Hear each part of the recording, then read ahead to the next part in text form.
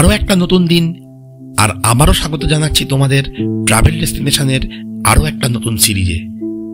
2025 সালে এটা আমাদের প্রথম ট্যুর। আমাদের আজকের গন্তব্য বীরভূম জেলার রামপুরহাট শহরের দ্বারকা নদের পার্শ্ববর্তী এক মহাসিদ্ধপীঠ তারাপীঠ মন্দির। সারা বছর ধরেই এখানে লেগে থাকে অসংখ্য ভক্তদের সমাগম। তো এই পর্বে আমি তোমাদের সাথে শেয়ার করব বাড়ি থেকে খুব সহজেই কিভাবে আমরা তারাপীঠ মন্দিরে পৌঁছালাম, আর কেনই বা এই ট্রেনটা বেছে নিলাম তারাপীঠ যাওয়ার জন্য। তো চলো মা তারার নাম নিয়ে এপিসোডটা শুরু করা যাক। সময়টা ফেব্রুয়ারির লাস্ট উইক, 21শে ফেব্রুয়ারি। দিনটির গুরুত্ব আপামর বাঙালির কাছে অপরিসীম। ঘড়ির কাঁটা বলছে 8টা বেজে 15 মিনিট। দুদিন বৃষ্টির পর রোদের তীব্রতা সকালবেলাতেই খুব প্রখর। আমরা সকাল সকাল বাড়ি থেকে বেরিয়ে উঠে পড়েছি একটা টোটোতে। টোটো চলতে শুরু করলো রেলওয়ে স্টেশনের উদ্দেশ্যে। বাবু তুমি কোথায় যাচ্ছ? জোরে বলো।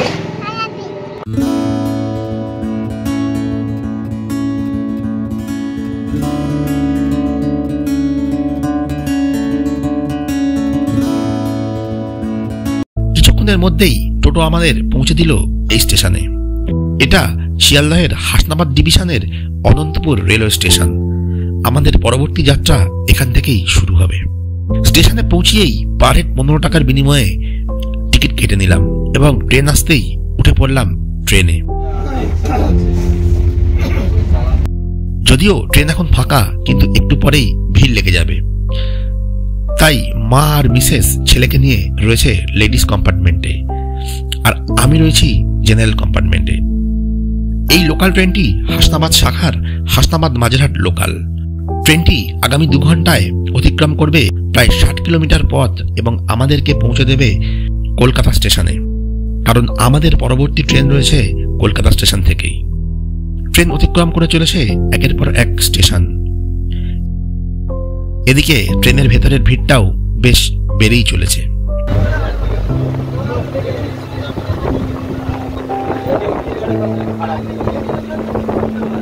কারণটা আগেই বললাম, এটা অফিস টাইম ট্রেন, তো ভিড় তো একটু হবেই। ট্রেনের জানলা দিয়ে যতদূর চোখ যাচ্ছে শুধুই সবুজ আর সবুজ।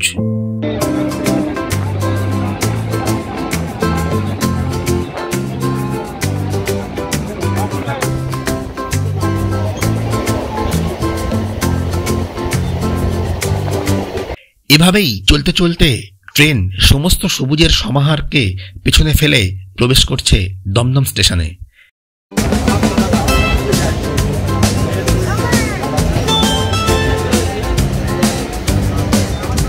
এখান থেকেই ট্রেনটি শিয়ালদাহর লাইন ছেড়ে চলে যাবে মাঝেরহাট লাইনে এবং পরবর্তী স্টেশন পাতিপুকুরের পর আমাদেরকে পৌঁছে দেবে আমাদের আজকের প্রথম গন্তব্য কলকাতা স্টেশনের উদ্দেশ্যে।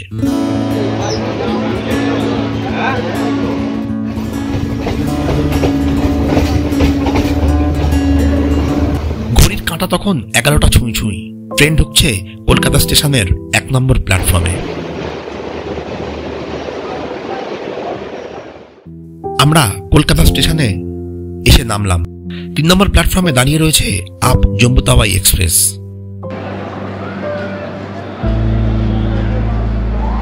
এবং 2 নম্বর প্ল্যাটফর্মে একটু আগেই ঢুকেছে ধনধান্য এক্সপ্রেস এবং পাশাপাশি 1 নম্বর প্ল্যাটফর্মে ঢুকছে আপ মাঝেরহাট হাবড়া লোকাল। এই ট্রেনে আসছে ছোট মামা আর মামি, কারণ আমাদের এবারের ট্যুরের সঙ্গী ছোট মামা আর মামি।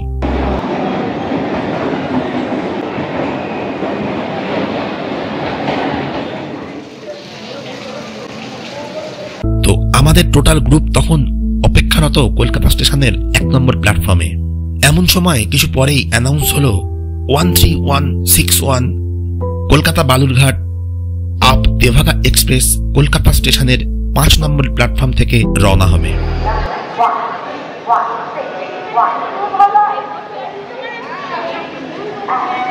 এই তেভাগা এক্সপ্রেস শনিবার বাদে সপ্তাহের অন্য সব দিনগুলিতেই অ্যাভেলেবেল থাকে। ট্রেনটি 12টা বেজে 55 মিনিটে কলকাতা স্টেশন থেকে ছেড়ে বিকাল 4:07 পৌঁছে দেয় রামপুরহাটে, অর্থাৎ যেটা আমাদের আজকের গন্তব্য। আজকের যাত্রাপথে এই তেভাগা এক্সপ্রেসে করে আমরা যাত্রা করব 209 কিলোমিটার রাস্তা এবং ট্রেনটি সময় নেবে 3 ঘন্টা 15 মিনিট মতন। এই যাত্রাপথে ট্রেন অতিক্রম করবে 51টি ইন্টারমিডিয়েট স্টেশন এবং 2টি হল্ট স্টেশন। ট্রেনটিতে রয়েছে একটি 3A কম্পার্টমেন্ট এবং একটি সিসি কম্পার্টমেন্ট এবং 2টি রয়েছে স্লিপার ক্লাস এবং 4টি রয়েছে 2S এবং পাশাপাশি 5টি রয়েছে জেনারেল কম্পার্টমেন্ট। তো আমরা ট্রেনে উঠে আমাদের সিটে বসে পড়লাম। মামার বাঁ হাতের কবজিতে চির খেয়েছে, কিন্তু মনের জোর একটুও কমেনি। মনের জোরেই ট্যুর ক্যান্সেল না করে কন্টিনিউ করছে। ট্রেনে উঠেই আমরা সেরে নিলাম আমাদের লাঞ্চ। আমরা আজকে যাত্রা করছি 2S কম্পার্টমেন্টে, যার ভাড়া পার হেড 95 টাকা করে। তেভাগা এক্সপ্রেস একটি ICA ব্রেক ক্যাটাগরির একটি ট্রেন। এর অ্যাভারেজ স্পিড 51 কিমি পার আওয়ার এবং ম্যাক্সিমাম স্পিড 110 কিমি পার আওয়ার। ট্রেন তার নির্ধারিত সময় থেকে 1 মিনিট লেট করে কলকাতা স্টেশনের 5 নম্বর প্ল্যাটফর্ম থেকে শুরু করলো তার আজকের যাত্রা। পরবর্তীতে রয়েছে পাতিপুকুর স্টেশন এবং তারপর রয়েছে দমদম জংশন।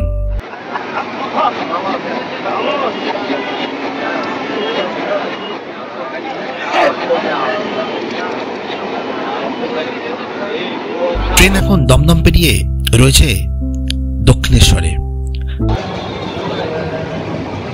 দূর থেকে স্কাইওয়াককে পেছনে ফেলে ট্রেন এগিয়ে চলেছে বালি ব্রিজের দিকে।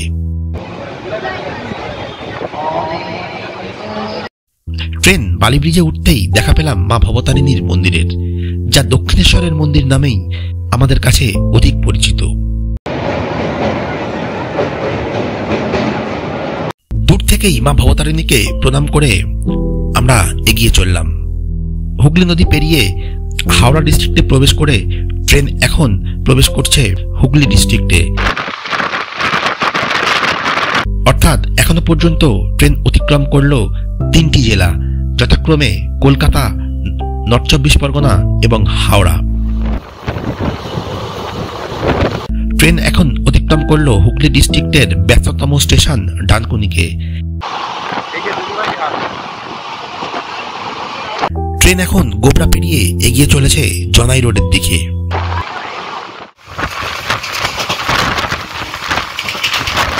এই জনাই কিন্তু বিখ্যাত মনোহারা মিষ্টির জন্য।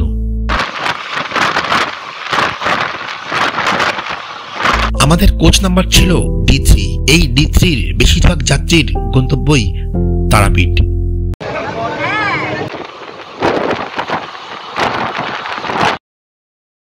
জনাই রোড অতিক্রম করার পর ট্রেন এখন অতিক্রম করছে হুগলি জেলার অন্য আরেকটি স্টেশন বেগমপুর।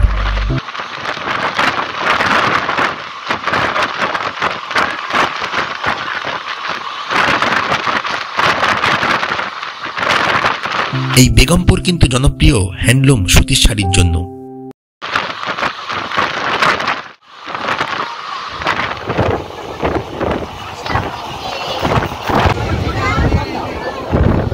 চলতে চলতে ট্রেন হুগলি জেলার অন্তর্গত আরো 5টি ইন্টারমিডিয়েট স্টেশন পেরিয়ে প্রবেশ করছে চন্দনপুর স্টেশনে। এখনো পর্যন্ত ট্রেন কভার করেছে 44 কিলোমিটার রাস্তা, সময় লেগেছে মাত্র 35 মিনিট।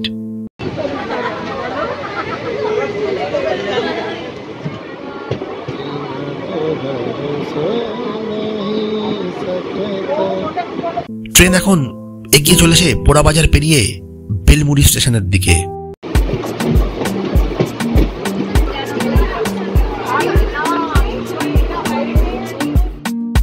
মা আর মামি ব্যস্ত তাদের জমে থাকা গল্পের স্টক ক্লিয়ারেন্সে।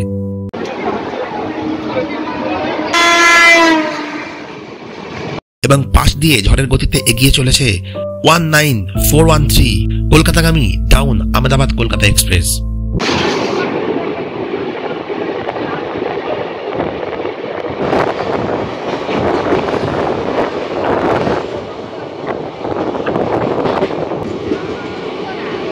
ট্রেন এখন এগিয়ে চলেছে ধনিয়াখালীর দিকে। এই ধনিয়াখালী বিখ্যাত সুতির শাড়ির জন্য।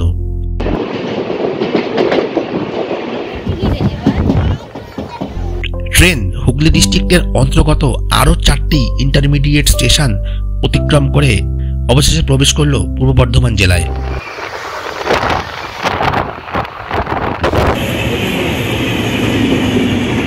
এই ঝাপানডাঙ্গা স্টেশন পূর্ব বর্ধমান জেলার প্রথম স্টেশন। এদিকে ছেলে তখন একটু রেস্ট করে নিচ্ছে, অথবা বলা ভালো একটু রিচার্জ হয়ে নিচ্ছে পরবর্তী দুষ্টুমিগুলি করার জন্য।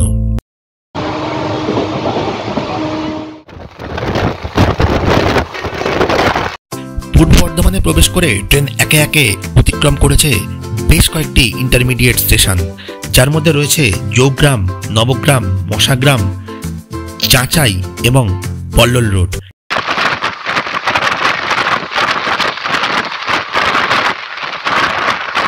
এভাবেই চলতে চলতে ট্রেন এখন প্রবেশ করছে পূর্ব বর্ধমান জেলার অন্যতম আরেকটি স্টেশন শক্তিগড়।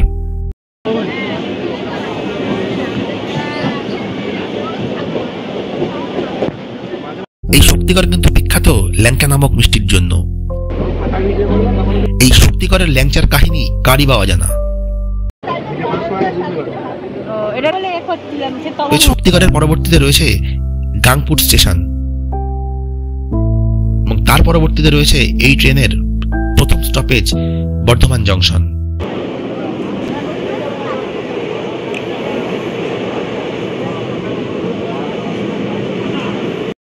দেখতে দেখতে ট্রেন কিন্তু গাংপুর স্টেশন পেরিয়ে গেল। ট্রেন এখন ঢুকছে পূর্ব বর্ধমান জেলার সবচেয়ে ব্যস্ততম স্টেশন বর্ধমান জংশনে।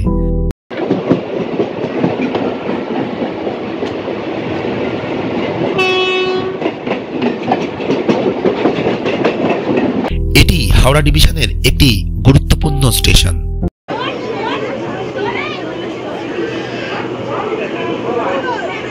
এই বর্ধমানের মিহিদানা এবং সীতাভোগ কিন্তু খুবই জনপ্রিয়। ট্রেন এখন দাঁড়িয়ে রয়েছে বর্ধমান জংশনের 1 নম্বর প্ল্যাটফর্মে। পাশাপাশি ট্রেন সম্পন্ন করলো তার 98 কিলোমিটারের যাত্রাপথ এবং যার মধ্যে অতিক্রম করলো 36টি ইন্টারমিডিয়েট স্টেশন এবং সময় লাগলো প্রায় 1.5 ঘন্টা মতন। এই বর্ধমান স্টেশনে ট্রেনের স্টপেজ মাত্র 3 মিনিট এবং বর্তমানে ট্রেন চলছে 36 মিনিট লেটে। ট্রেন এখন বর্ধমান স্টেশন ছেড়ে এগিয়ে চলেছে তার গন্তব্যের দিকে।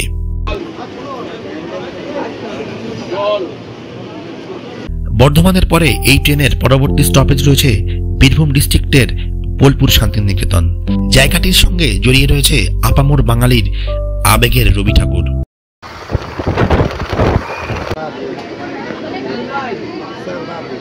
দেখতে দেখতে ট্রেন এখন প্রবেশ করছে পূর্ব বর্ধমানের অন্যতম আরেকটি জংশন স্টেশন খানা জংশনে।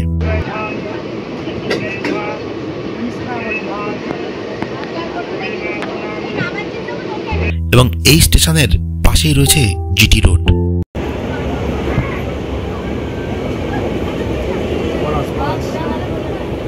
এরপর পূর্ব বর্ধমানের আরো 6টি ইন্টারমিডিয়েট স্টেশন রয়েছে, যাদের মধ্যে রয়েছে ঝাপটের ঢাল, বানপাস, নোয়াদার ঢাল, গুসকারা, পিচকুড়ির ঢাল এবং ভেদিয়া। এদিককার স্টেশনের নামগুলো কিন্তু বেশ ইন্টারেস্টিং। ট্রেন এখন অতিক্রম করছে পিচকুড়ির ঢাল। এখনো পর্যন্ত ট্রেন তার আজকের যাত্রা পথে অতিক্রম করেছে 136 কিলোমিটার রাস্তা। এরপর রয়েছে ভেদিয়া, যেটি পূর্ব বর্ধমান জেলার অন্তিম স্টেশন। ট্রেন এখন পূর্ব বর্ধমানকে পেছনে ফেলে প্রবেশ করেছে বীরভূম ডিস্ট্রিক্টে।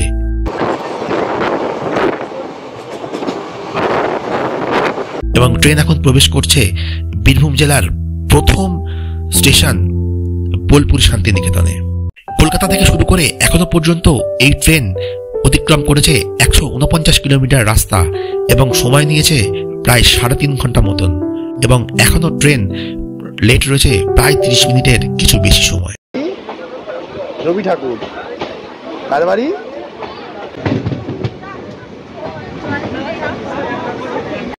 এরপর রয়েছে বীরভূম জেলার আরো 8টি ইন্টারমিডিয়েট স্টেশন, যার মধ্যে রয়েছে 2টি গুরুত্বপূর্ণ জংশন স্টেশন, আহমেদপুর জংশন এবং সাঁইথিয়া জংশন। বোলপুর শান্তিনিকেতন পেরোতেই আমাদের সঙ্গী হলো পাশের এই পিচের রাস্তা।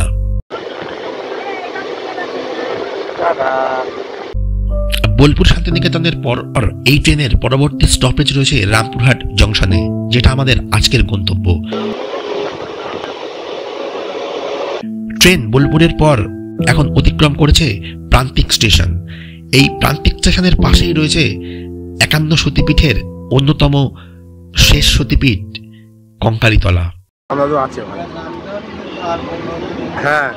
কোপাই পার করে ট্রেন এখন ছুটে চলেছে আহমেদপুর জংশনের উপর দিয়ে।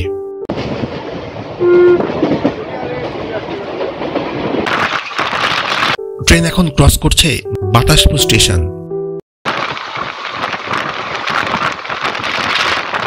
বাতাসপুর পেরিয়ে ট্রেন চলেছে সাঁইথিয়া জংশনের দিকে।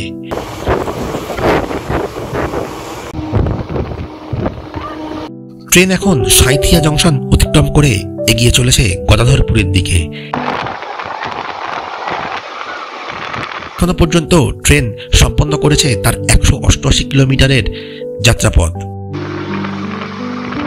এই সাঁইথিয়াতে ময়ূরাক্ষী নদীর তীরে রয়েছে নন্দিকেশ্বরী মন্দির। এটি একটি অন্যতম শক্তিপীঠ।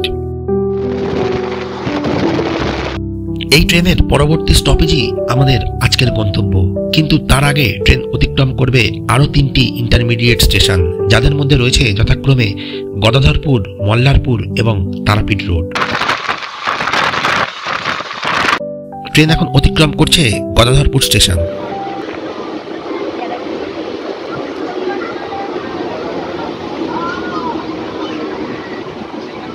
গদাধরপুর স্টেশনে এই ট্রেনের স্টপেজ না থাকলেও কোনো এক অজ্ঞাত কারণে ট্রেন দাঁড়িয়ে পড়ল।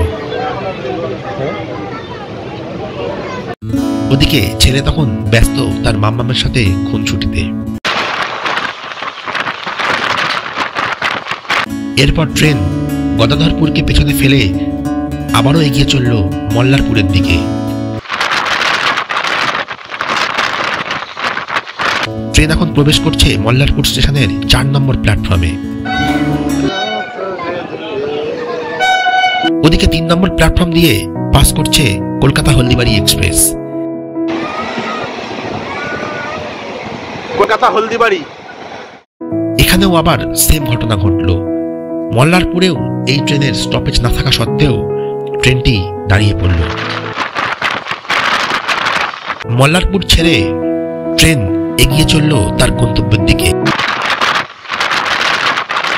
মল্লারপুর পেরোতেই বেশ কিছু পলাশের দেখা মিলল পথের ধারে। লাল মাটির দেশে লাল ফুল, এ যেন অনবদ্য কম্বিনেশন।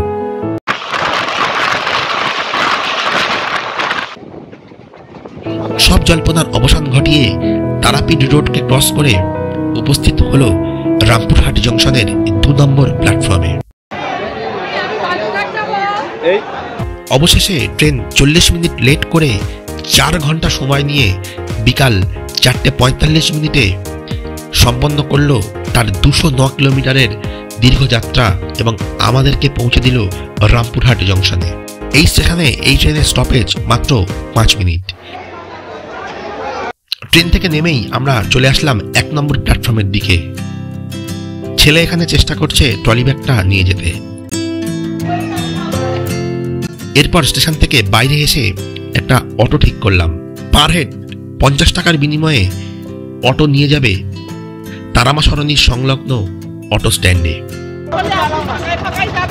তো অটোতে চলতে চলতে তোমাদের সাথে শেয়ার করি কেন আমরা এই ট্রেনটাকেই বেছে নিলাম।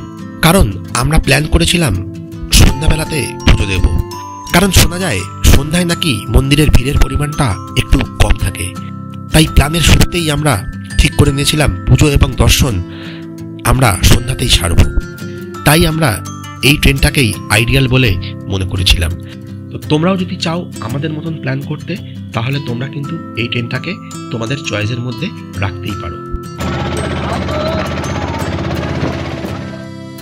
বলতে বলতে আমরা পৌঁছে গেলাম আমাদের আজকের গন্তব্য অর্থাৎ হোটেল পরিচয়ের সামনে। এটিই আমাদের আগামী দুদিনের বাসস্থান। তো হোটেলের ডিটেলস, ফেয়ার সবই তোমাদের সাথে শেয়ার করব, তবে সেটা এই ভিডিওতে নয়, পরের ভিডিওতে, এবং আরও শেয়ার করব সান্ধ্যকালীন কম ভিড়ে তারা মায়ের দর্শন এবং পুজো প্রদানের অভিজ্ঞতা। তো আজকের ভিডিওটা এখানেই শেষ করছি। ভিডিও ভালো লাগলে ভিডিওতে অবশ্যই লাইক করো, চ্যানেলে নতুন হলে চ্যানেলটাকে সাবস্ক্রাইব করো, এবং কোনো কিছু জানার থাকলে কমেন্ট বক্স খোলা রয়েছে, কমেন্ট করো, এবং তোমাদের পরিচিতদের মধ্যে ভিডিওটাকে শেয়ার করো। সবাই খুব ভালো থাকো আর অবশ্যই না থেমে এগিয়ে চলো। Thank you.